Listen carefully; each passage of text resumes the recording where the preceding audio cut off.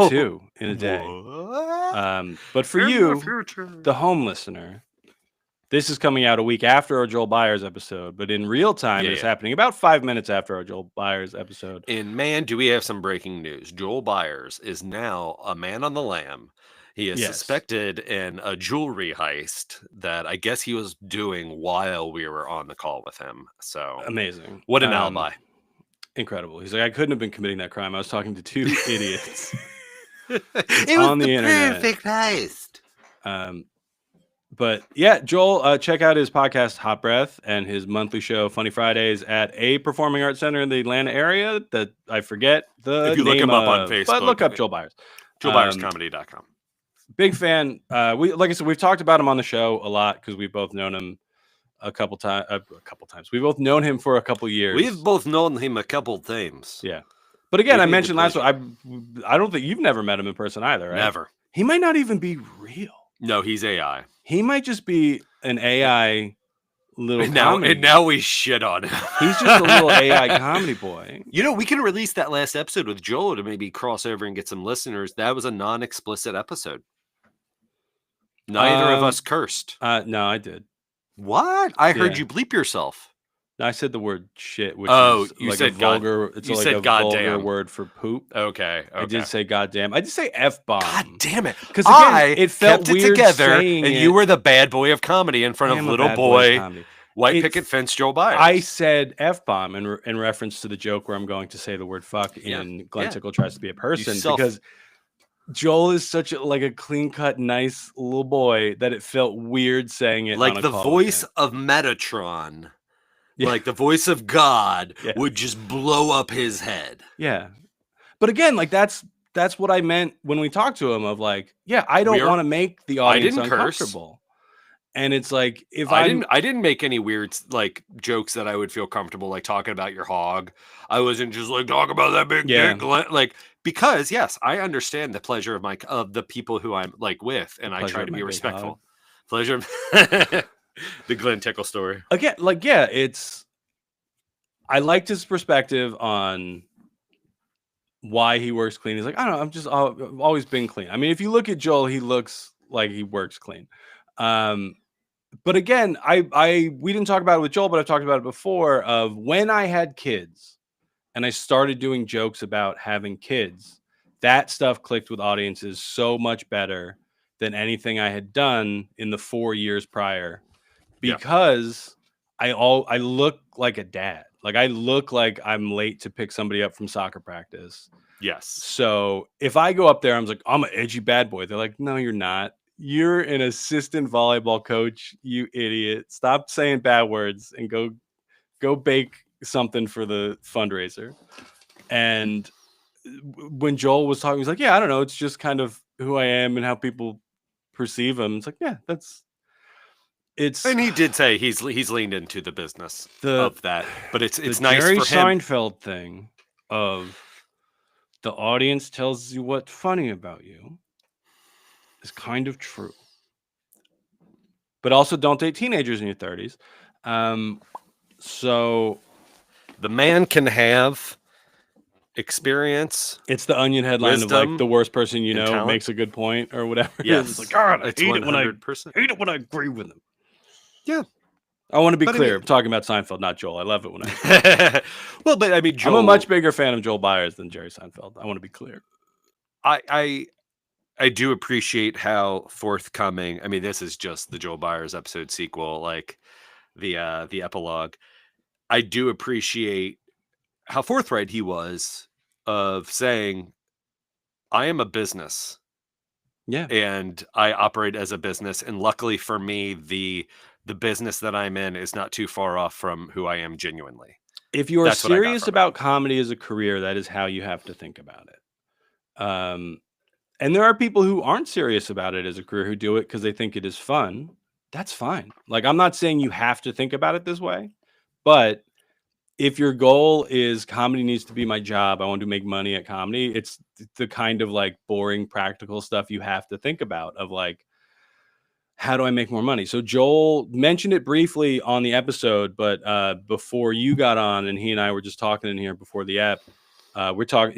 He's a fairly new dad. I think his daughter's 7 months old. And he's talking about. He's like, well, yeah, like now I have a young kid. I need to focus on doing more stuff locally, so I'm not on the road all the time.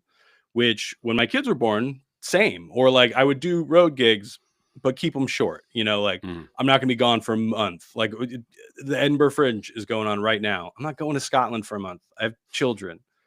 But they're getting a little older, right? It's 7 and 12. Like I'm not going to miss first steps or somebody losing their first. I'm around a lot, but since they're getting a little older, it's like, yeah, no, I can go jump on a boat for a week and a half. That's not that big of a deal. They understand time, and they also have busier schedules than they did. They got their own stuff going on when they relied on you. Yeah. Yeah. But I'm able to do that because they're not infants anymore. And it's not like I had to make the decision when they were younger. It's like, well, I want to be around as much as I can. So that is when it's like, okay, I'll focus on doing either shows that are closer to home or shows that pay well enough to justify the time away.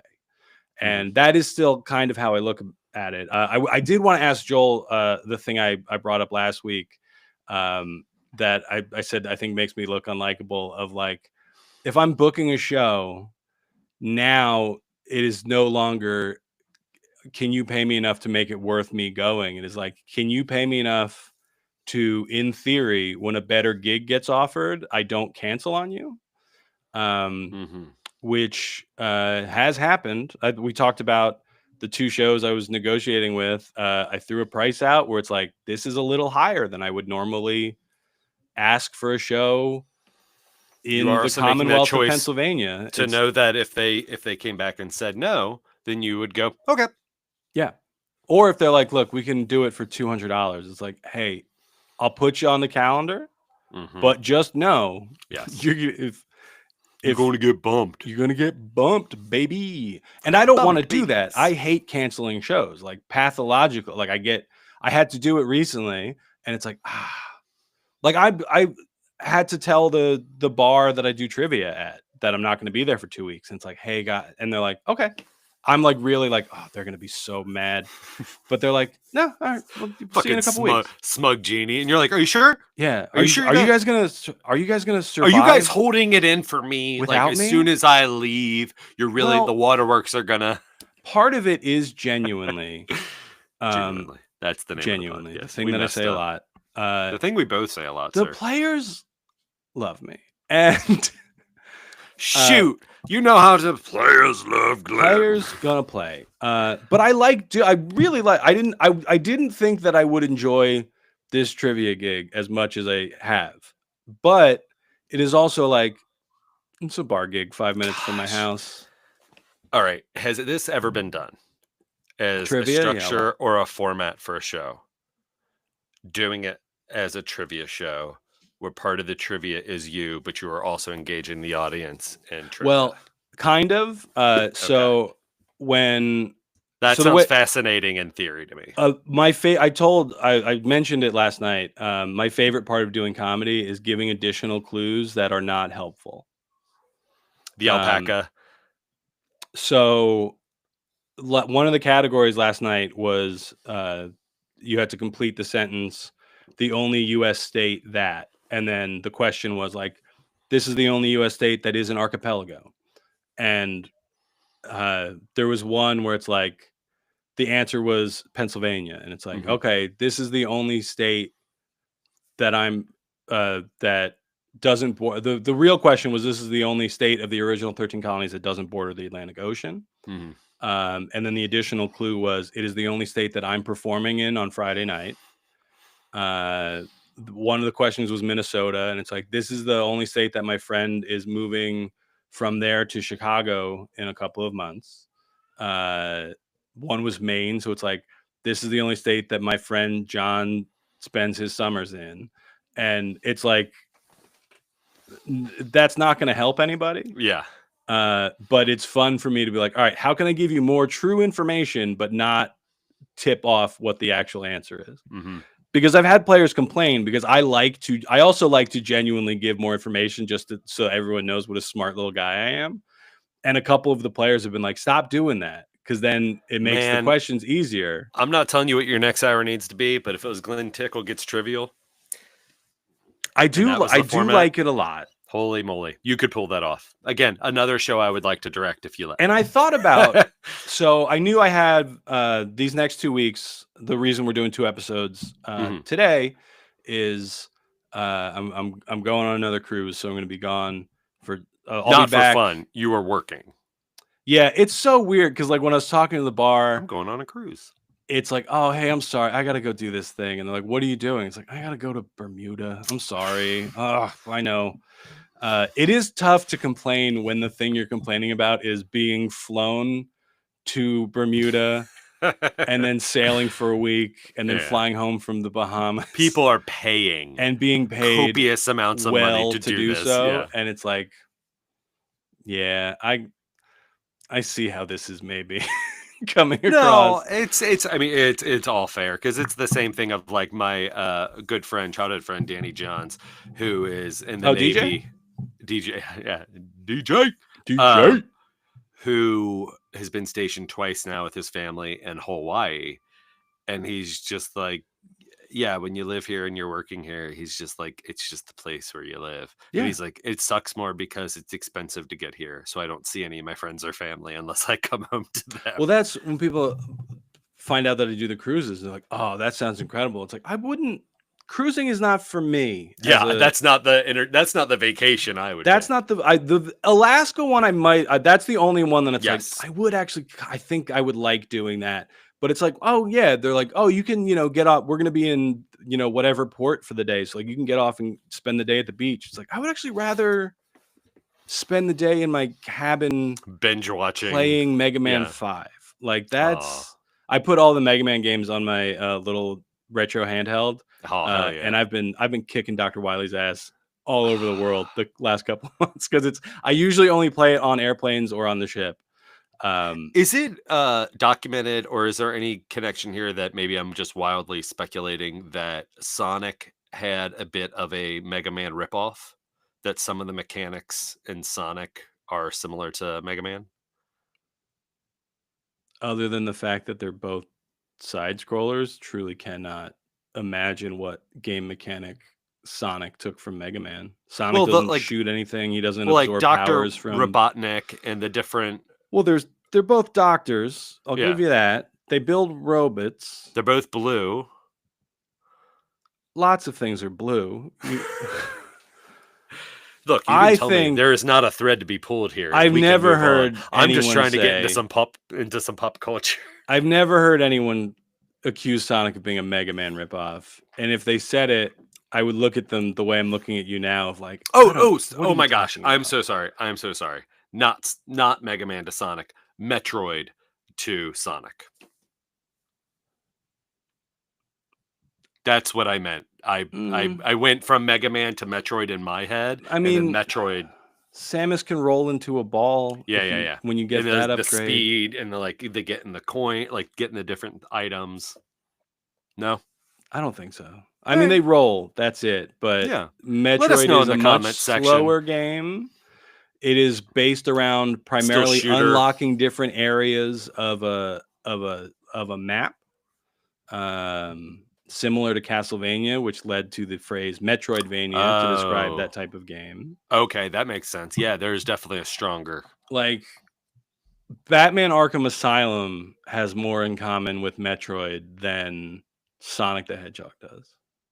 Is Batman Arkham Asylum, I mean, that's a later, I tap out almost at like Halo a little bit, but like last system I owned was a PS2 to have the Mega Man 10 disc and the Evil Dead Fistful of Boomstick game. That's the only reason I owned a PS2. But what? You didn't finish the question you started. You said, "Is Batman Arkham?" And then sorry, it's not a side scroller. No. Okay. It's 3D.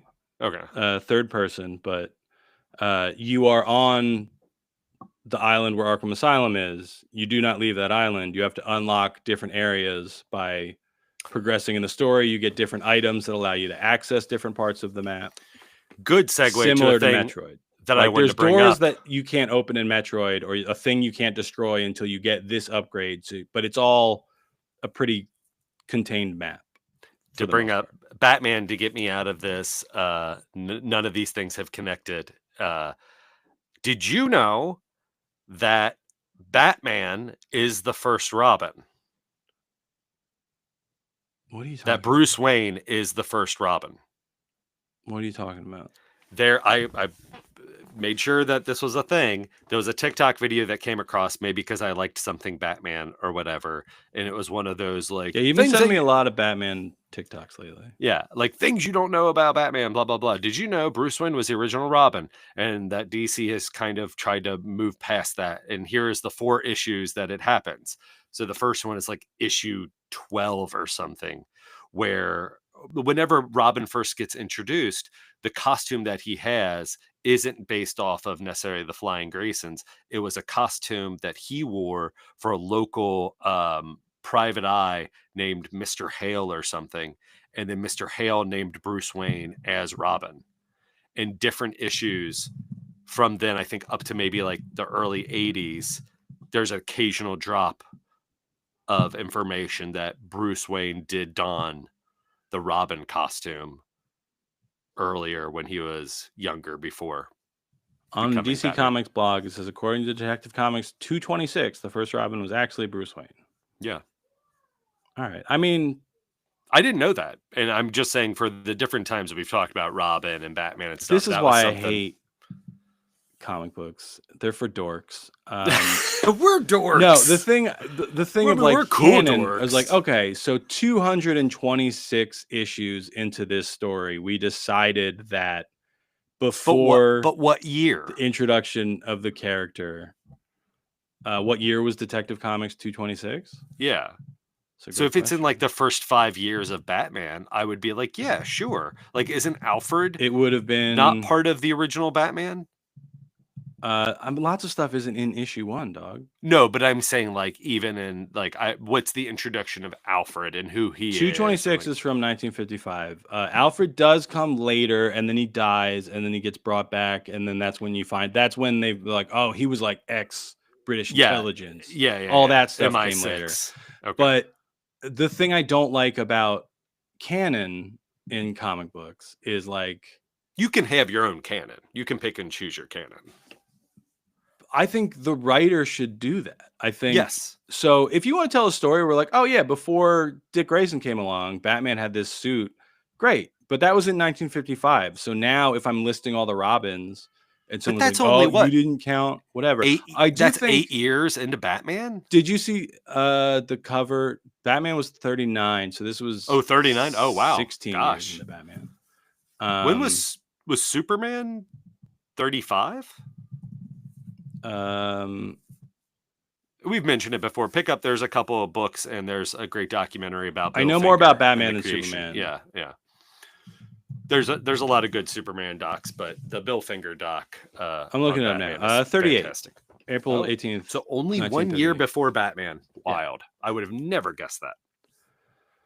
Trivia. I don't know.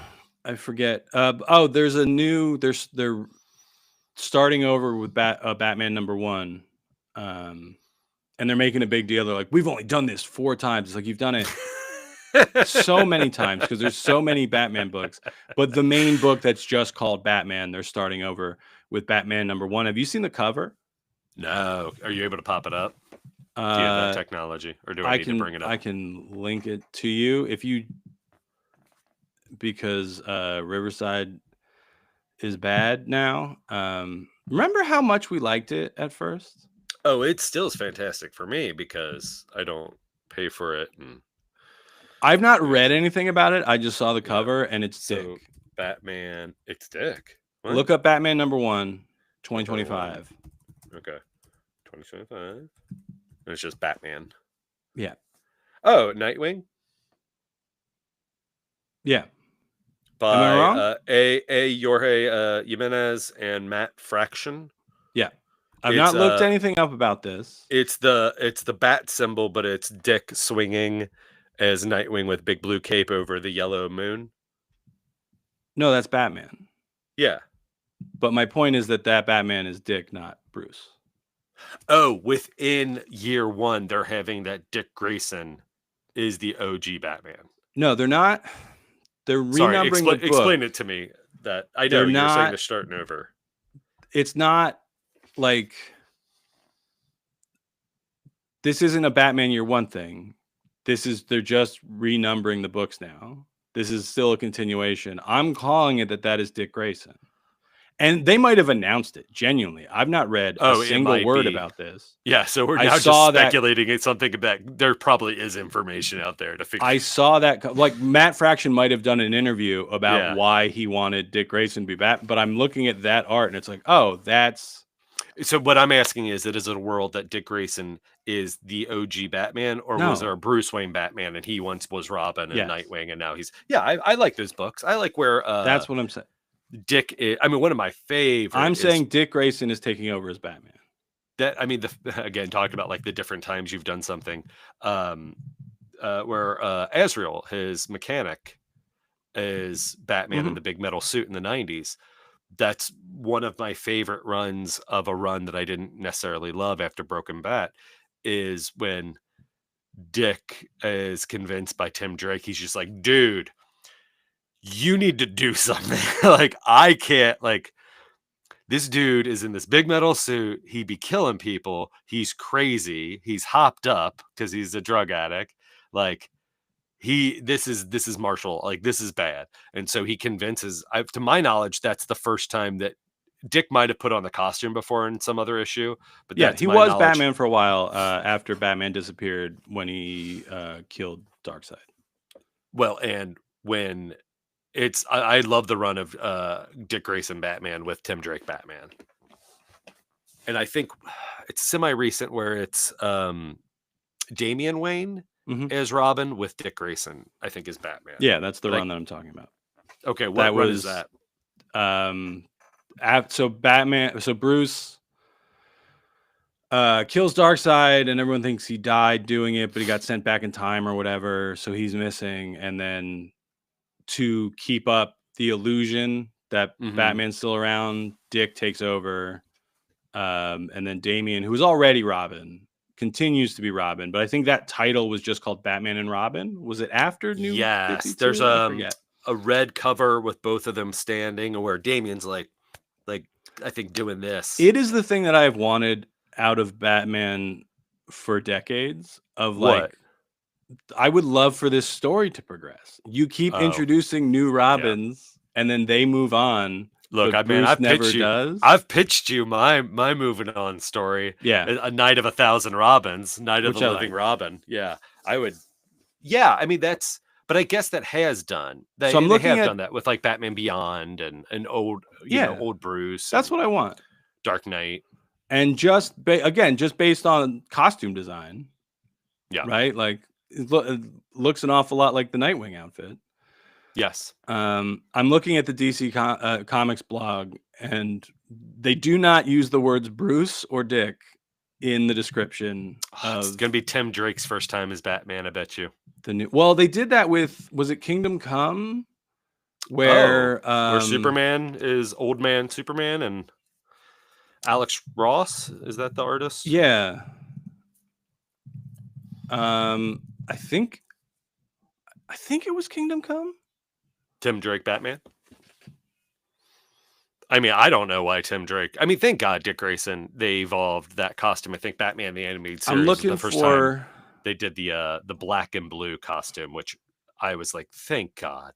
Like, Dick wouldn't go from the Robin costume and he's like, I get to be my own man. I get to pick my own costume. Feathers. Like, peacock. Like, the most bizarre late 70s Teen Titans Nightwing. Yeah, I'm looking. So Kingdom Come, it's like older Superman, but the one of the Alex Ross paintings for it, it looks the way that Alex Ross painted it, because the Flash is moving in and there's like a blur. Yes, the red blur. It obscures the fact that the character in the middle is Red Robin, not Batman. Oh, interesting. Let's see here. I'm going to put it in the chat so you can. Well, everyone's just like, oh man, Ricky and Glenn doing in the Bat Chat. We're just doing Bat Chat today. I'll talk about Batman all day long. I tried I putting love it me in the some chat Batman. and it didn't work because Riverside can. Oh, Oh, there there it it is. goes. Just popped up. Just look at that. So it Yeah, looks. Oh, it's Batman, but it's the ear is Mm-hmm. the other point of the Flash's helmet Okay. because it's Garrett, Jay Garrett. Is that the old timey Flash? I don't know that much about Flash. He runs fast. I know that. I know a few, How but fast can he run? Well, it depends how fast the story needs him to run. That's the answer. I know about as much about him as I do Green, like the Lanterns. But I know I like Matt Fraction's work. Yes. His run on Hawkeye finally made Hawkeye interesting. I think that's Yes. neat. So I think rad. I think it'll be good. I'll probably pick it up. Gosh, maybe I should. I mean, I'll. Is it out yet, or is it coming out? No, soon? it's coming out next month. Unfortunately, the Monmouth Street comic book shop that had been there for years closed, I think, over a year ago. So I'm not within walking my distance. local comic guy moves around so much because his lease comes up. It's like every 6 months he's in it. So anytime it's like a drug dealer. I'm not like a dedicated comics reader anymore. Yeah. And I wonder it might be this cat's fault.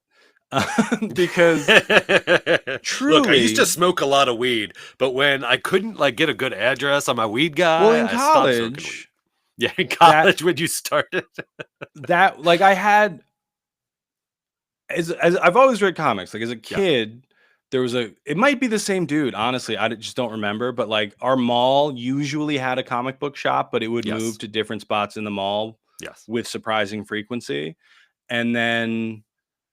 I also didn't have a lot of money growing up as a kid, so my parents weren't going to be like, "Oh yeah, whatever, buy all the comic books you want, kid." We've talked about it. I got the issues in Florida that had the covers ripped off that they were giving away for free. I got my parents did maintain an Amazing Spider-Man subscription for me, so that came in the mail, which was great because they would include additional stuff. Sometimes, like I have a cell from the '90s Spider-Man cartoon. That's cool. Of Spider-Man and Venom going at it because it just came with an issue of the comic to promote the show. They're like, "Hey, we have a new Spider-Man. Here's an animation cell," and I found that again recently. I dig that cartoon. It was good. That was they're a good doing like to X-Men, like an X-Men '97 thing with it. Oh, are they? Yeah, because it doesn't. It just ends on like a cliffhanger, and then they canceled it. So they're. I think it might be a comic. I think it's like a short run of a comic to finally close out that story on Disney Plus. But maybe if the comic does well, or maybe it is, I don't remember. But they're doing some kind of, here's the actual end of the story finally. If you dig any of that, if you grew up or you watched later the X-Men original series, check out X-Men '97. I think it was fantastic. Yeah, but it's one of the things that I hated as a kid was when they would do crossover events. Because I had a subscription to Amazing Spider-Man. You didn't have a subscription to. I didn't have Web of Spider-Man. Yeah, I didn't have Spectacular. So if you're like, oh, read, this story continues in Web of Spider-Man, whatever. It's like, well, not for me, Stan. This is where Glenn. This is the one comic book I get a month. I would love it. So that's like I tapped out with like the Clone Saga of like, oh yeah, because they really went yeah on this is one story over 12 different books. Yeah, Glenn, we don't care about you. There was a Venom book, there was the Carnage book, there was because my brother who would save, he was a completist, and it's such a sad tale, but we needed the money for the movie. He had given me the first appearance of Apocalypse comic, and he had given me the first appearance in maybe West Coast Avengers. That's how Kevin Smith funded Clerks. Sold of Rogue. Collection. Yeah, I sold them, and I know I got less than what I should have gotten for them, but I needed the cash in hand for the movie. It's a weird regret, but again, I still remind myself. I sold my DVD collection to do Die Trying. Your whole DVD collection? I kept a couple that it's like, I'm not going to be able to.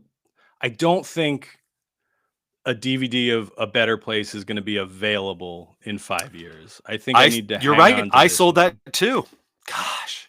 And I now I talk to Vincent Pereira semi regularly, and every time I talk to him, I do think I was like, oh yeah, that's right. I sold my A Better Place, and what was the Drawing Flies, Yeah. because I when think I I was, did sell Drawing Flies. I haven't looked, but I also like it's not as good of a movie by far. I like I like it. It's enjoyable, but How it's do you like, rank Drawing Flies, A Better Place, and Vulgar, like the offshoot? oh, Vulgar is one where it's like when I heard the idea, it's like I'm on board. This sounds great, and then it's like, Mhm. well, in practice, I'm actually a little less interested in the final product. Um, but again, I think I sold that one too. Mhm. But like A Better Place, I would rewatch quite a bit Yeah, because it's a good movie. so if people don't know, these are like projects that Kevin Smith helped get off the ground as a producer of like just small budget indie stuff that friends of his were trying to make. Um, Mhm. of the three of them, I think A Better Place is the most successful of like really nailing, like, we have a limited budget. We're going to try to tell this story. The performances are in it are great. Mhm. I don't remember the other main character, but like Ian Bailey, who's not, I don't see him in a ton of stuff, but like if I know he is in something, I will watch that thing. Mhm. Um, and that was my favorite of the three. Vulgar, I still really like the idea of just having like worked as a clown. I And like Brian O'Halloran yeah, as the part. And I also I have an affinity, which I pretty frequently talk about with friend, future guest Eric Hunter, for revenge grindhouse movies of like the 70s, like Thriller or Cruel yeah. See, I Picture or don't Rolling is the Thunder. thing. It's hard because, right, a lot of them have rape, and a Yeah, lot of them are directed and written by men. And that is, yes. So even a movie like I Spit on Your Grave, which for years I had not watched, my dad had not watched, I had not watched, my brother Eric, who we join together for like Voltron. whatever. Yes, we join together. We make a giant robot. And Ricky But will form the head. so we watched I Spit on Your Grave just a handful of years ago, Mhm. and being someone who went to horror conventions and stuff and has been in that world, very familiar with it. It's hard to be like, hey, do we want to sit down for a movie that within the first 10 minutes or 15 minutes, it's known for being one of the most graphic rape scenes? I don't. That's why I've never watched it. Real hard, but you know what? How they do it, and having watched the movie, again, I'm not talking you into the movie. I'm just saying in my You're right. You're not. experience, I understood that it wasn't porn, that I understood that it wasn't, Yeah. there was a point and whatever. So stuff like that with Vulgar, I like the idea of a kid's party clown who then has this revenge story and then becomes famous, kind of like not Death to Smoochie, but Right. plays So in if some people of, aren't familiar with it, basically Brian yeah, O'Halloran is a clown who like Dante from Clerks. he decides to diversify rather than just doing kids' birthday parties. Like, I'm gonna be like a vulgar adult clown. I'm gonna do like bachelor parties and stuff. And one of those goes poorly. Not to like spoil the movie, Deliverance. but like, yeah. And then the rest of it is him getting revenge. Which Except for his star gets on the rise because they don't have the budget to really pull it off. It more comes off like Bozo the Clown, like local public access. But he starts becoming like a Pee Wee show, yeah. kids show host, but he still has this dark past of this thing that happened that he goes, you know what? I now have to rectify I this. feel about it kind of the way I feel about the movie I did, Several Ways to Die Trying, of Mhm. like, Good concept, the not script fully for this, I'm executed. sure, was incredible, but like you just didn't have the resources to pull it off in the way that you wanted to. Written and directed by Brian Johnson of Tell 'em Steve Dave Yeah. of TESD. And he's somebody that I've genuinely have liked listening to, and Mhm. how his ideas, how he influenced Randall. I am someone who loves listening to Kevin Smith talk about his friends and how he became what he did, and because of them, that is who he became as an artist, because that resonates with me. I'm just Yeah. like, oh man, I'm hearing this. Like, this is how I feel about like talking about dumb stuff with Glenn, talking about, and so that's yeah, that is charming for me. I wished people like Vinny, because Vinny Pereira, who did A Better Place, has had numerous scripts. Big Lynch fan. One of them I think is called The Back Scratcher, that he's written a handful of times, and he doesn't really like talking about why he hasn't made another movie. He just always says about like, I want to make something again, Yeah. but I don't know what the thing is that's holding him up from doing it. I mean, I'm in the set where I'm kind of in the same boat of like, yeah, I did like doing it. I would like to do it again. I don't know what the thing I would do is, because like, I want you to be part of our stuff. yeah, I'm on board. Yeah. Oh, I keep forgetting to write back You're fine. the photo and bio. Just pull the one from my site. Okay. But That's not why I brought that up. I'm just saying, no, I like, know. my I thing just of like, you mentioned it, and then I remembered I'm supposed to text you back. But I do um, love working with these people that I respect. Like, even if it's like yeah. building like just a little like traveling like vaudevillian show of just like, what are When you I hear good at? people I don't complain know about how to that use that. Yeah. thing with like Kevin Smith or Wes Anderson, like, oh, they just keep using the same people, right? Why wouldn't you? Why, like, Because they get it. Like, it's nothing is more the dopamine of like something clicking yeah. and knowing like it started as this dumbest thing and that it's just like grown, just almost like building a person, almost like having a child. I know that comparison's been made Hmm. in numerous ways, but I literally love every stage of it. And I just realized the other day, I was like, man, you know what, if any of this comes to be, these new film projects that I'm working on that will probably be announced soon, um I'm like, you know what? The filming part of it is the smallest part of this whole thing. And Well, that's like you mentioned wild. with Joel, of one of the many times on this show that you've said that you hate doing stand-up comedy, you think it's a vulgar art form that's not worth your time. When I by the time I started doing stand-up, I was kind of more or less completely out of doing film stuff professionally. But before that, the feature I did, Several Ways to Die Trying, several shorts that I did all played in festivals. And a lot of the time a festival will be like, oh, do you want to do a Q&A after? Or like, do you want to afterward just go up and say something about your film? That was my favorite part.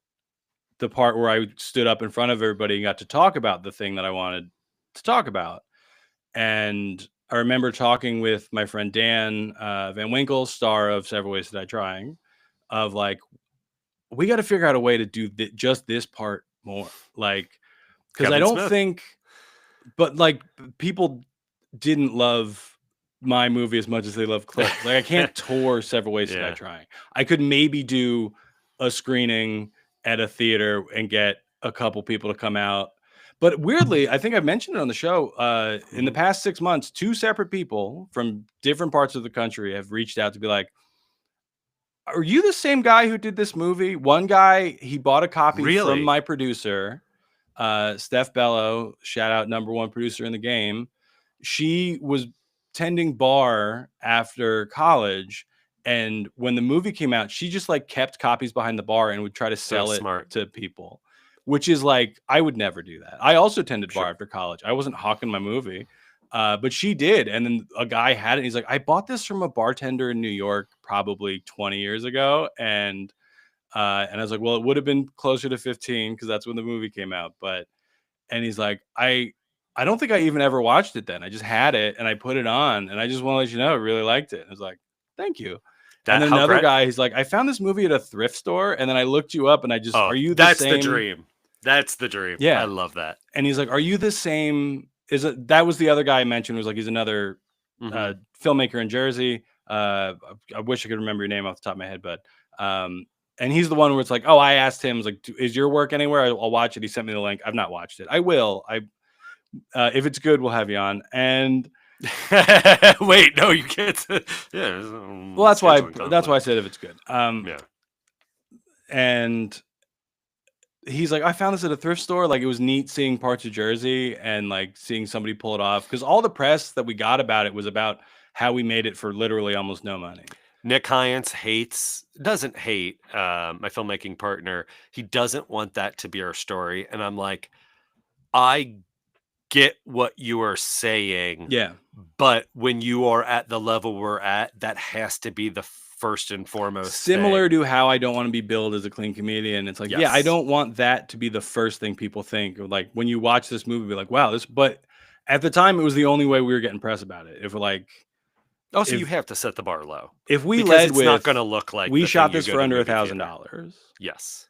Then people are like, oh, okay. And it's the way I think people are like forgiving of improv because Yes. like, yeah, if you get an even okay joke in an improv set, it lands so much harder because people are like, oh, they just thought of that. Wow, that's impressive. But if you then try to like do that joke on stage later, people are like, no. No. Yeah, the magic. So if you tell everyone, it's like, hey, this movie you're about to watch was filmed for under $1,000. Like, let that be the bar of your expectations. But if you gave me $2 million when I was 22, I don't know that it would have come out that much better. But no, I'd have still made the same $50,000 movie, and then I would have paid everybody handsomely. Yeah, I would have paid everyone way more, or what they deserve. Because like everyone was doing it essentially as a favor to me. Some every people budget were doing it for credit. For the first movie, All Your Friends Are Dead, $5,959. What I do love is that I do not know the specific number for Sweetmeats. It was around 22,000. Mm-hmm. But even with those, I say All Your Friends Are Dead was $5,959 and $10,000 worth of favors. Like that's the nature. But again, if I was going to do another one, it's like, well, I'm not doing it again without paying people. Like yes, everybody gets paid. Like that's a trick you can pull off once, essentially. Or like maybe if it's a short where I can do it in a day, you know, maybe that like I have enough friends in comedy who would be like, yeah, no, that'll be a fun thing to do. Like that's one thing, but like I'm not doing another feature where it's like, hey, like, you know, if we end up selling it, then maybe you'll make money. It's like, no, people will be paid the next. For your friends in one day or in a short, it's like punch and pie, and that's fine.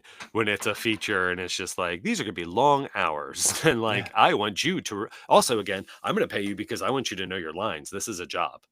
Yeah. Well, that was the other. So the crew was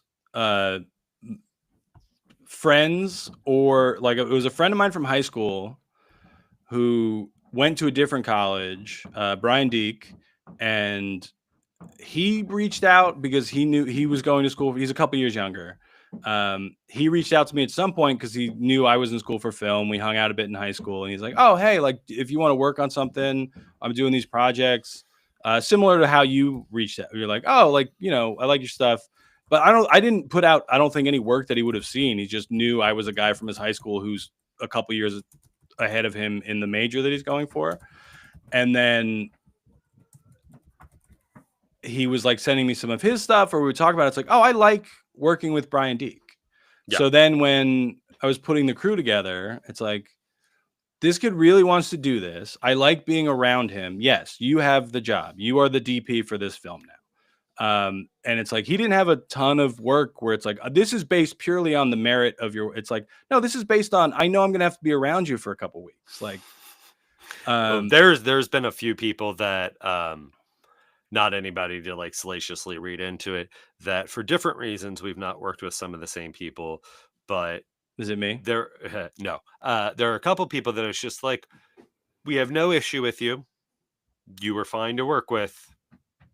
You do not fit anything that we have coming up. You don't spark joy, so you're getting Marie Kondo'd out of this production company. Yes, I picked you up, and I but said, Deke told him, because we needed a sound guy, and he's like, "There's a guy in my class at school, such a thankless job, and he does good work." And I was like, "I don't know about new people, you know." And he's like, "Let me put you guys in touch." We were talking over AOL Instant Messenger at the time, and it's like, "All right, you see." What was your handle? Probably Glenn Tickle. I truly don't remember. And it's like, all right, you seem cool. I like Deke. He's kind of vouching for you. All right, you're in. But again, it's like, he's also willing to work for free. And it's, we had some, I could use Ramapo's equipment, and they could check stuff out. They were going to DeSales in the Commonwealth of Pennsylvania.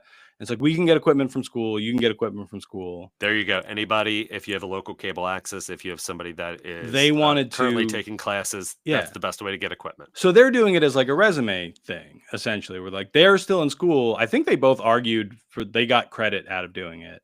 But then Smart. I'm like, well, especially because I've talked about it before, like my ankylosing spondylitis had been not diagnosed yet, but was there burgeoning. for sure. I was in so much pain while we were making this movie.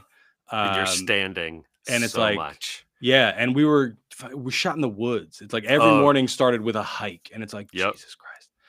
And I was on more Vicodin than I probably should have been. Oh no. And it's like, well, my ability to like do crew stuff is going to be limited. Not because it's like, well, I'm the director. I'm better. I'm not carrying the tripod. It's like, guys, Are you in it? Do you act in it?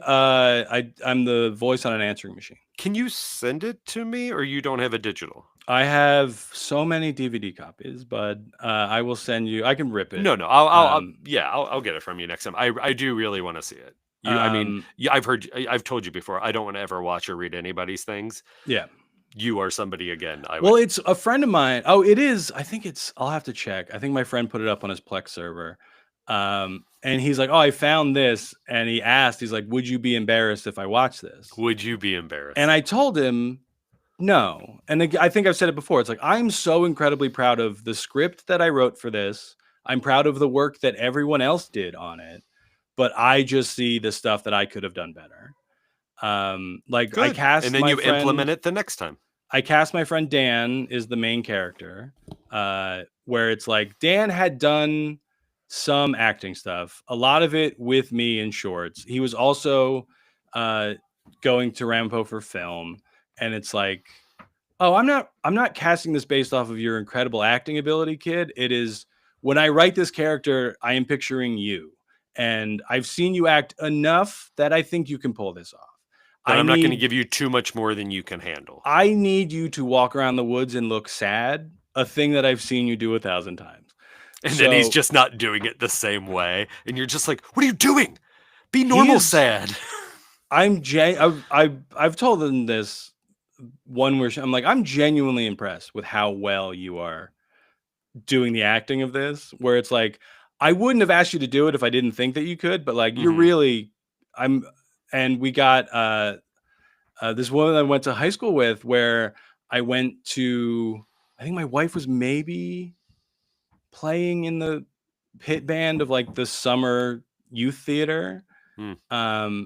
And it was Megan Finnegan was in Annie Get Your Gun. And I was like, oh, I remember her from high school. She's a very good actor. She kind of looks like how I think this character would look. Let me see if Megan Finnegan wants to be in this movie.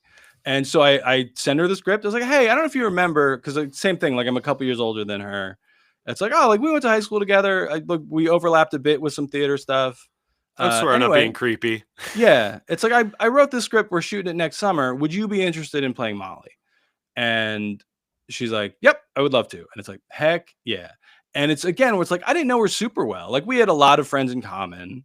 But what you just did is what you do. Like, that is how it works. When people put too many like pomp and circumstances of just like, or excuses of why someone you shouldn't or blah, blah, blah. Yeah, you reach out to them and you go, you want to do this? Worst they can do is say no or not respond. Right. It's like, I'm looking at 2 weeks is the goal. So like, it's not a huge time commitment. It's going to be a time commitment. And I was very upfront with everybody. Yep. I was like, I do not have a budget for this.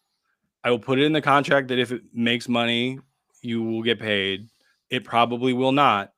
But she was pursuing acting. So again, she's like, yeah, to get the chance to co-star in a movie, even if it is like a small one. And she probably read the script enough to be like, I sent it to her. Yeah. She's like, yeah, if I didn't like the script, I would have said no. And but also she's like, yeah, if I wouldn't want to hang out in the woods with you and Dan, I also would have said no. But she is incredible in the movie. She's, I don't think Dan will mind me saying, is the best performance in that thing. But the other, like the adult characters were all people we just cast with like open call. We all love the guy, the character who plays Lucky was this guy, Jeff White, who we're all so delighted by because he's like this weird character that the kids keep running into in the woods. Mm-hmm. And he was not written this way, but a couple people were like, "Is he real? Is he a real guy?"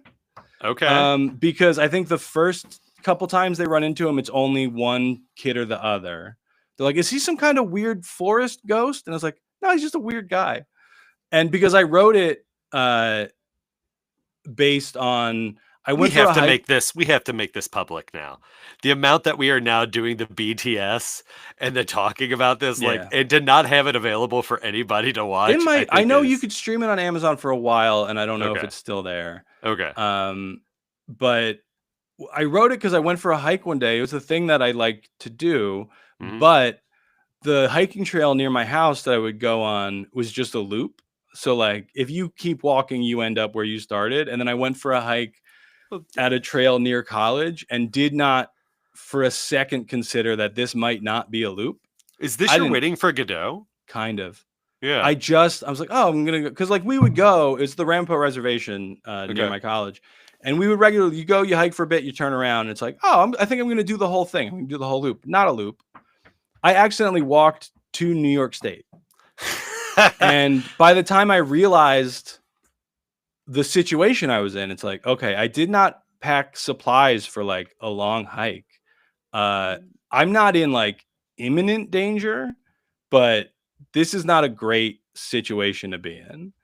So it truly ended up being like a 20-mile hike where I ended up at some park that the trail connected to in upstate New York. And it's like, I have limited cell phone service. So I ended up like calling friends from college. It's like, hey, this is kind of a big ask, but can you come pick me up? And my friend Medina was just like, you are an idiot. Yes, I will come get you. Okay. And it was really, it's like I was dehydrated and sweaty. And it's like, I'm not. I would have taken you for a wellness check. I'd been like, did you black out at any point? Is that why you continued this 20-mile? I think it was, I don't, it was a long time ago. I don't Do you remember. think it's connected to what was going on that you didn't know? No, it was connected to me being a dummy who didn't look at where the trail was going. I just thought it would loop back around to the parking lot after a while, and it doesn't. That's a metaphor. But I do think it's like, I think people were like concerned. Like Medina was like genuinely concerned when she came to get me. She's like, are you okay? And it's like, well, I'm sweaty. I'm really out of it. I'm not in peak physical condition for this, but like, I'm all right. But I don't think I realized it was like, no, she meant like, are you mentally okay? Why did you do this? And that's like, my first. So the framework of the story was like, oh, this kid is hiking around because he doesn't know what else to do with himself. And he's a depressed idiot. But when I was on the trail, I did run into a guy and he's like, are you all right? And I was like, I think so. He's like, I'm asking because you don't seem all right. And I was like, I'm honestly, I'm a little lost. I'm kind of hoping I just keep walking and find like a ranger station or something. Man, if you would have told me the context of the script and that character and the theory of does he exist or no, does he not exist, if you had not told me that and you just told me what you said, I also would have been like, are you sure that wasn't a projection? Did that guy exist? Did that guy? Yeah, that's... But he's like, no, if you keep going on this trail for like another 2 miles or whatever, there's a park, there's a ranger station, you'll be all right. But then he also he was coming the other way. He just kept going. He wasn't like that concerned. Of course he was. He wasn't like, yeah, let me walk you, make sure you get there and everything's cool. He's like, no, I don't know. Fucking go that way. You got to do it yourself. And so the thought that a couple people have like, oh, I think it was Megan when she read the script. She's like, so is Lucky a real guy? And I was like, what do you mean? And she's like, well, because Molly sees him alone and then Dart sees him alone. And then they never see them collectively. When they're together, one of them is almost dead and he only interacts with Molly. And I was like, oh, genuinely didn't consider it. I guess maybe, but he wasn't. I love stuff like that. Yeah. And I swear it's not just because I like getting flated for my own things. I love being like, oh, maybe there was something there in the back of my head. But then the other, so you see the other adults, Molly is a single dad, or at least I don't remember. It's been a while since I've watched or read the script. We only see her dad. Mm-hmm. And then it is explicit that Dart's dad left. So we see his mom. Wait, it's explicit that Dart's dad left. His name is D'Artagnan, so everybody calls him Dart. Yeah, and his dad But left. He his dad darted. He left. got out of there. Yeah. But the guy who played Molly's dad, Rocco, we all fell in love with. He was really fun to work with, but he is like this mean dick in the movie. But he is such like a sweet guy. He's like a retired cop who's just like, I don't know, I got time now. I thought acting might be fun. So he would like occasionally pop up and stuff. And we're like, yeah, Rocco's in this episode of a TV show. And we'd all like root for him. And then I did a short with him after, just because like he was fun to work with. So it's like, hey, do you want to come back? We're doing this dumb short where like a guy does finger guns, but then accidentally shoots people. And he came and did it. And it's like, yeah, like the short never like I don't think it got any festival play or whatever, but it was like fun. We had a good time that day doing it. And then that's a joke in not to spoil anything, it's a joke in The Naked Gun. Somebody does I think Liam does finger guns, and I got to hear about that. Can you vamp for a little bit while I go pee? Yeah. Okay. I was going to vamp about Naked Gun, but I think that's what Ricky wants to talk about. If you have the chance to see The Naked Gun in the theater, you should go. It is so much fun. I went over the weekend and I had the choice of going for like an earlier, it was like a 5:00 something screening. And when I looked to pick the seats, there were only 2 other tickets sold. And I was like, I think this will actually be more fun with an audience. So I went to a later screening that was mostly full. I think it sold out by the time by the time the movie started. And I usually am the opposite. I would rather go to a more or less empty theater to watch a movie. But I feel like with a comedy, especially with something like Naked Gun, where there's so many jokes, it seemed like it would be more fun to watch it with an audience. And I was right. It was. You should go see it. And I'm blanking on his name. Akiva Schaffer from Lonely Island directed it and did a great interview on the NPR show Bullseye with Jesse Thorne, where he talks about kind of developing that kind of movie. So absolutely I would say watch the movie first and then go back and listen to that interview. Both are incredible. Jesse Thorne, you're a great interview, bud.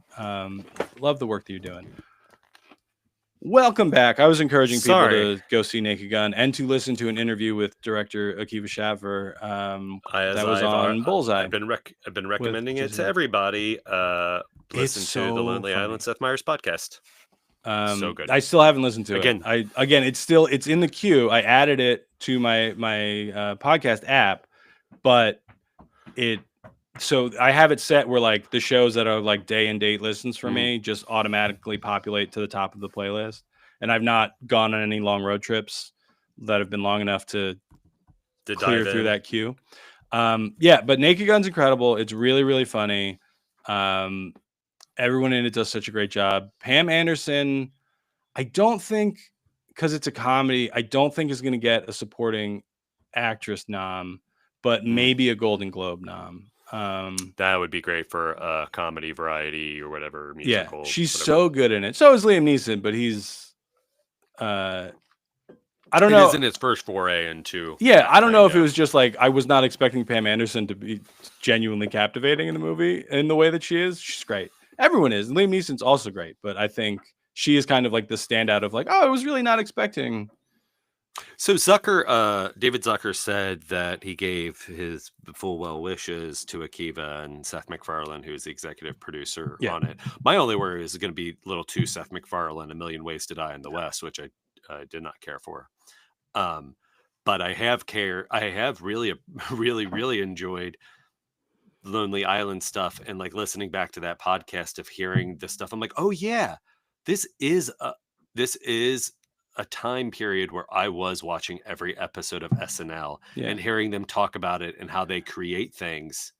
I was like, yeah, this is again how my friend, like how it's very this is the relatable. crew to do it. I love it. And I don't have any real deference for Naked Gun. I've seen them all. They're funny, but I didn't go into David this. Zucker's like, this isn't what I would have made. And I'm just like, oh, interesting. Because everything that I'm hearing is how good it is for this day and age. So David Zucker, what would you have made? Just try to redo the same, like no evolution of that shtick? I don't know. It is really fun. It's got Paul Walter Hauser, Mole Man, who I was like, doesn't really work for me in He's the Fantastic Pedro Four, Pascal of the summer. but does really work in, weirdly, he is kind of the straight man role in He's George Kennedy's son, Naked Gun. correct? Yeah, he's not Yeah. in a ton. He's in it a little more than he was in Fantastic Four. Also very funny in it, but like is, you know, the more straightforward cop of the two of them. Everyone's really good. The jokes are so good. Where that was my main concern is like, well, it's Naked Gun. They're gonna cram as many jokes in as they can, but like take a seat, and she drags the big metal chair out of the office. Yeah, I'm expecting those, but then I'm expecting those to get little titters from me, but then them to do something that I'm just like. And there were a couple where it's like, you guys are you're just all right. Well, what's going to be our "Don't Call Me Shirley"? And so it is like it's in the trailer. So we're just take a seat. She's like, I have plenty at home. And then at the end of that scene, she's like, you know what?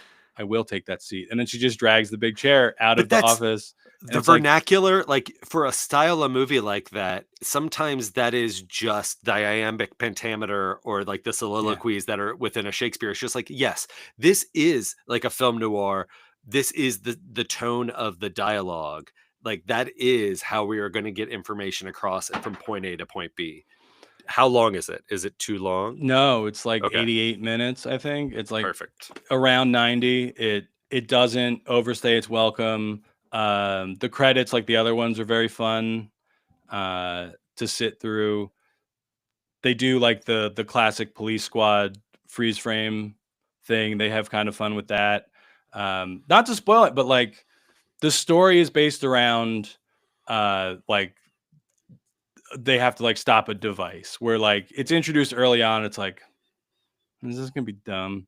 It's gonna be your ticking clock. Is this gonna be a dumb, stupid thing? But I really like how they handled, because again, like you're not going to the Naked Gun for the story, right? But there is one, and it's like there are a lot of jokes that come at you very quickly. There's like there's like, not to be like, oh, there's a quality message, but there's like commentary about society in a way I was not expecting from Naked Gun. But it's not. But it should be. It's about cops. It's about law enforcement. Yes, well, because that's the thing. So like, Reno 911 had that realization in the last season or two where they're like, it's kind of hard to make cops funny right now. So then they had the thing where like I think her name is Diaz was like, oh, I don't want to be a cop anymore, and everyone's like, oh, why? And she's like, look at what we're doing. And then it took like, it's still a very funny show from that moment on, but it's like, it's pretty self-aware with like, we're telling a story about cops that has a different place in the world than it did with like Barney Miller or whatever. Well, even Frank Drebin, there is an almost one-to-one parody scene from which is, I always love a reference that is much, much later, almost like a Spaceballs to Star Wars, of Dirty Harry, in the scene where they're in the mayor's office and they're talking like politically what it could look like and what blah, blah, blah, blah, blah. And I think that is them knowing the genre, them knowing the current climate of the movie they're in, not even just the pop culture references, of just the climate of why this is funny and why it should come out now. Of course, they're saying, like with horror movies and stuff too, they're just like, and here's the reemergence of the comedy. It's coming back to Hollywood. Yeah. And I think it is expressed in the movie where it's like, oh, this guy is not actually a good cop. Like, we should not be celebrating the things that he is doing. So the opening scene of the movie, which was the first trailer where he shows up as like a little girl in disguise, the bank heist, he just like violently murders everybody. Very funny. But then he's like in the chief's office and she's like, you can't do that anymore. There's due process. And it's like, there's jokes about body cams and stuff where it's like, oh, where are we going to land? Because it's like, is that where he's shitting himself and he just keeps on making poor food choices? Okay. It's so funny. I saw that clip. It's so funny. That's when I knew it softened me a little bit to the Seth MacFarlane of it all. I'm like, is this going to be more Seth MacFarlane or more Akiva? With this, right. So a couple minutes in, you're like, okay, we're tackling this topic, but how are we gonna do? And I think they really thread the needle of like all the people complaining that Superman is too woke. They might have an issue with the tone of the Naked Gun, but I think a lot of them are still gonna laugh. I think a lot of them are still gonna be on board. Because it Well, there's a doesn't difference between making fun of and there's making a difference of making satire. it doesn't villainize cops the way that I think a lot of other filmmakers might have done with a Naked Gun reboot. But it also I'm sure those are those takes. I'm sure there are takes of scripts that were yes. just like it's Oh, and written I'm by sure Rachel Ben Bloom's Shapiro has great husband. opinions about this movie. Weirdly enough, I haven't looked into it. Don't give a shit about what that dude has to say about anything. Yeah. But it doesn't quite vilify it, but it is like, hey, we have to like address this, right? Like we can't just same do way a it's straightforward, isn't it funny when cops violently murder people? One OJ joke and that's it. One OJ joke, which is in the trailer, and it's like it is the one that's like, all right, yeah, get it out of the way. Do the obvious thing we all know you're gonna do. Let the guy roll his eyes, look at the camera. Okay, moving on. Great. And it handles it really well, I think, of like it is critical of the system that is in place more than like the people in the job in a way that like I am hoping everyone can come on board with. I'm probably wrong. People think Superman's woke. Oh, he's an immigrant. He always has been, guys. I don't know. He's from space. That's my favorite part about Superman. It was my favorite part of the movie. It was the messiness of everything else. Yeah. That was not. It's why, like, you know, as much as I love Buckaroo Banzai, like, well, if we made another one, I think you have to actually get a Japanese American actor to be Buckaroo. And I know when you do that, there's going to be people who are like, oh, Buckaroo Banzai. No, he's always been half Japanese. It's just weird that they just got a white guy to do it. And with that, it's like there was talk of an animated series for a while where like Keanu was going to do the voice. Interesting.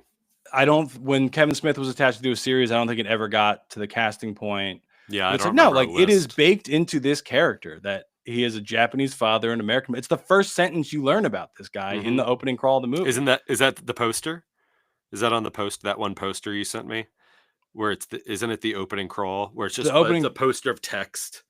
It was like an or did I send that to you? I don't know what you're talking about. The opening crawl of the movie, right? Because Jedi was so popular. Yes, they cut the original opening. They're like, no, text crawl, and it's I will look it up. It's Buckaroo Banzai, born to a Japanese father and American mother.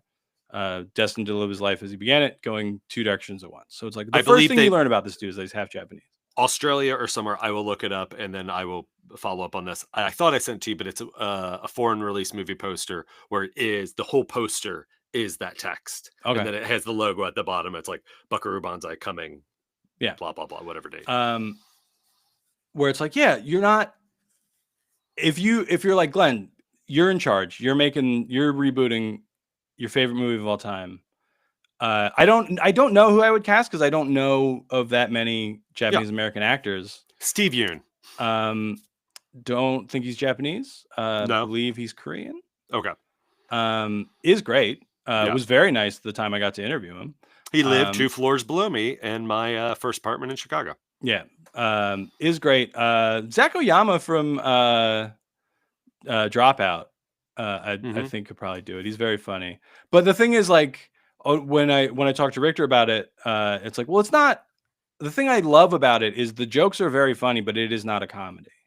Like sometimes it'll get called like, oh, it's like a satire or it's like a parody of sci-fi. It's like, no. It's on its face, like the way they talk about Naked Gun. They're like, no, like to those characters, they are all playing it straight, right? Like that's why those movies work, right? Leslie Nielsen is just acting the way he would in any other movie. He is playing the role. He is reacting to the situation he is in. He's not playing it for laughs. That's why those movies work so well. And like the jokes in Buckaroo Banzai all work for the same reason.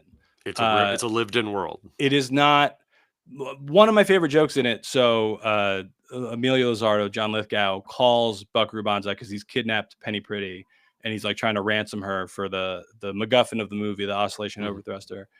And to like, as a proof of life, Lithgow puts Penny on the phone. He puts Ellen Barkin on the phone, and she's like, Buckaroo, don't worry about me. Just, don't come to say it. And he's like, Penny, get off the phone.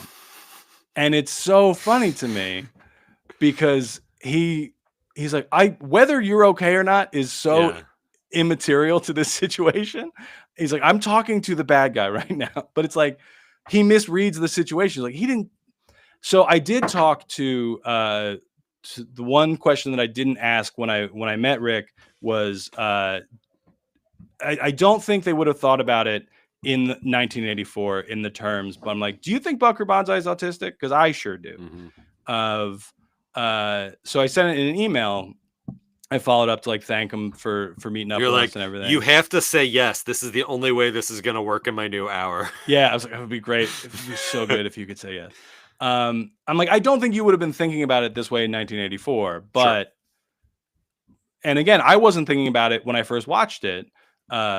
But in the years since, it's like, I think maybe that's what I love about him so much. Because it's stuff like that where like he's misreading the social cue of that situation, right? He is not concerned for his peer Penny Pretty. There is a job that needs to get done. He needs to get information out of Amelia Lizardo. So the fact that Penny is interrupting to let him know that she's okay, he's just, okay, whatever. That's not important right now. Put the bad guy back on the phone. But it lands so well, and a lot of the funniest moments. It's also breaking the conventions of that scene that you've seen before, the villain and the hero and the damsel in distress. And what would be considered now is like, they Tarantino'd it or whatever. Like, and then there's also, he gets interrupted during a press conference and they're like, Bucker, the president's on the phone. He goes, the president of what? And it's like, again, valid, again, put you in the world. Like, that's an honest response, and it's funny. It's an honest response, but again, it seemed like the Naked Gun has a lot of these where it's like, if you told me that Frank Drebin's autistic, I'd be like, yeah, for sure. Because there's a series of memes of like people asking a question and somebody just misunderstanding it and answering differently than you would expect them to, and haha, isn't that hilarious? But that it gets shared. Those memes get shared a lot among autistic people because like this is how we interact with normies, right? And so like, don't call me Shirley, where it's like, yeah, he's saying the word Shirley, but you're misunderstanding it because you process information differently. So when he hyperfixated on one thing and quickly in his brain had to make a decision. Yes. And you could also argue they're like, well, Bucker Banzai is the most famous person in this world. So like other presidents probably called him. Like it is just as likely that it's the president of Venezuela or whatever. So when he says president of what, that's not a joke. He needs more information to know who he's talking to. You're in the US. You would assume he's also an unfortunate byproduct of Indiana Jones, Han Solo, any of these kind of characters that they were trying to make these products fit into more of a box of, where like even like a James Bond, there's righteous narcissism. Yeah.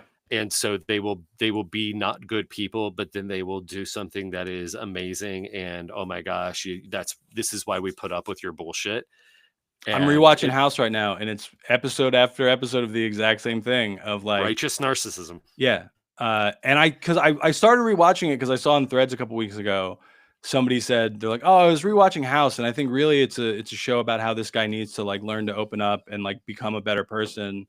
And no, it's not. It is a show where this guy is right and everyone needs to just shut up and let him take Vicodin and do what he says. Like that's You're like, let Hugh Lowry be Hugh Lowry. Yes. Like just let him be a dick. Let him be it's based on Sherlock Holmes. Sherlock Holmes isn't a story of a guy who needs to learn to listen to Watson better. It's like, no, he's autistic. He is 100% OCD. And I've talked about it before. I think it's where like it's problematic to go back and look at people in history and try to label them with like modern terminology. I think we can do it with fictional characters. I think we can all agree Sherlock Holmes is absolutely autistic. Well, they've also like based on litigation and lawsuits of the Arthur Conan Doyle of what depictions of Sherlock Holmes you can do. It is labeled. He has to be the one who has no friends, who is autistic. Like it has to be this iteration. And no one wants to do that. The way copyright law works is The earliest version of it's like you can do Steamboat Willie Mickey. Yes. That's public domain now, but you can't do the one where he fights the giant, right? Like, yeah. So first version of Sherlock Holmes, public domain. Later stories where like he softens and has friends and what they don't like that. Yeah. So that's why like Sherlock, the Benedict Cumberbatch one, it's like, nope, he's still a weird drug addict. Nobody likes this guy. He has one friend and that's it, because they can't do another version. Although now maybe in subsequent years other parts of the character are public. I don't know. But that's the version that I like, if I'm being honest, where it's like, I like. And the reason I connect to House, while that show was airing, I was also dealing with chronic pain and also dealing with being right all the time and no one listening to me. I was dealing with being right all the time. If that is not a line in your new hour, that is a great line. I've not really worked it out, but there's a in the notes app for it, a section about House now. Oh, good. And you're a detective. Well, that's with ankylosing spondylitis. I think if I didn't watch House so much when it was on, I don't think I would have correctly diagnosed myself with having ankylosing spondylitis. And I want to be clear, I did this before the episode in which he thinks someone has ankylosing spondylitis aired. It wasn't like, oh, I think he said that, so I think I have that.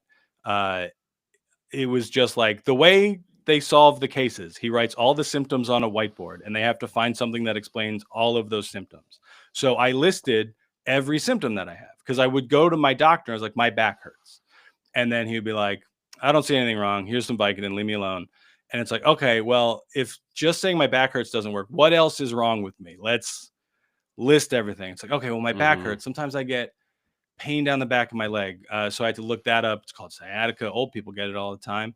And I looked everything that was wrong, and then started looking at stuff that came up when I looked at all those symptoms together, and then narrowed it down. So then when I went to my doctor and it's like, I think I have ankylosing spondylitis. And he's like, it's pretty rare. I don't think you have it. It's like, dog, I will. Cool. How about we look? Burn this place to the ground. Well, I told him, I was like, refer me to a rheumatologist, and then I'm never coming back here. Any follow up on getting your tape for your evaluation? Nope. I've sent her a couple more emails, haven't heard shit. So, hey, great job, lady. She did say specifically when she called and she's like, feel free to reach out if you have any questions. And I do. And that question is, can I please have the video? But any other questions or anything, your question not forthcoming with more when information. Are you going to give me this video? Not may I have it, is when will you be getting this to me? Yeah. Well, I want it. Essentially, I want a second. I'm trying to get a second opinion is why I want it. I want to show it to another better psychiatrist and be like, hey, they're insane, right? They said I'm making eye contact. You can clearly see I'm not doing that, right?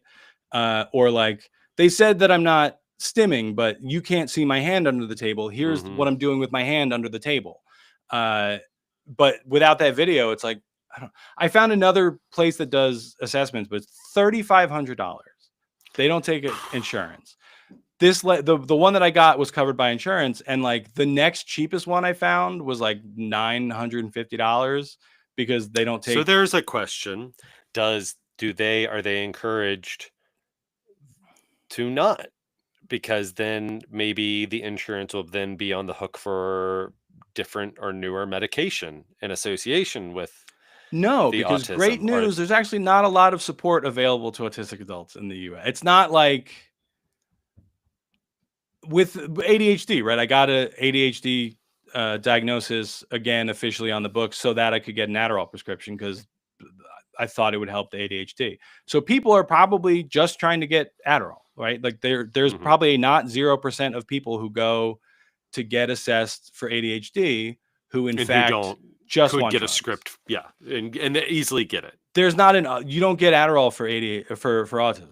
There's like some medications that can help with some symptoms, but not ones that I have. Like, and it's not a drug that like people are just like, ooh, I'm gonna fake autism so I can get that fill in the blank. Yeah, like it's not a high enough like. It is mostly sought after.